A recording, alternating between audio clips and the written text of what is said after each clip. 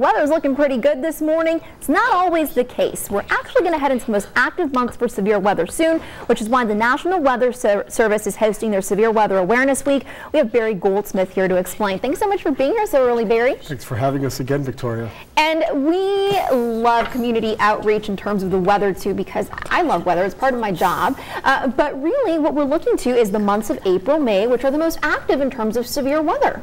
Exactly. All we have to do is remember in 2012, on March 29th, we got our opening bell to the severe weather season with a $250+ million hailstorm and windstorm in McAllen, and the hits just kept on coming through April into mid-May, and by the end of May we were done. So our season really kicks in gear late March into mid-May.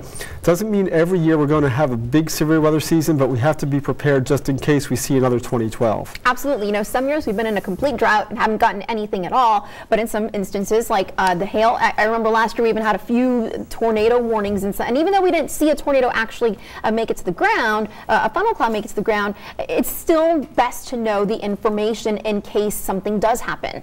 Exactly. We've had tornadoes in the valley and in the ranch lands back in the past that have caused significant amounts of damage in the month of April and May. So we need to be aware of those potential events that can happen, but most of the big ones tend to favor North Texas. We just have to be prepared just in case. Especially during hurricane season, you get one tropical system and it can create problems.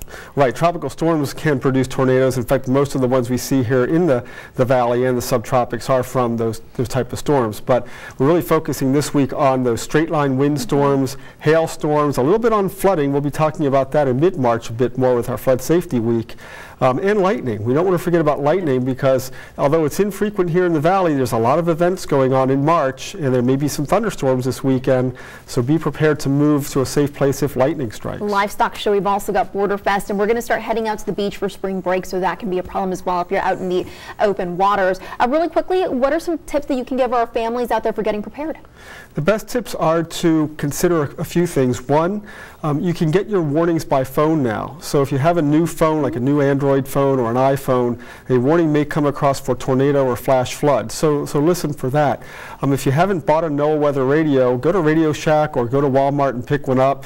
They're cheap, they're great to have, and you set them to alert mode, put your batteries in, and you just let them rock and roll. 3 in the morning, the alarm goes off, you'll hear it wake you up. And finally, have a family plan to know where to go to the safest place in your house, probably an interior bathroom or closet. If you live in a place that's not very safe, be sure to go to a safer place and know where to go quickly, because you only have 10 to 15 minutes in most cases. Of course, and also keep it tuned to your local media outlets. Thanks so much, Barry, for being here this morning.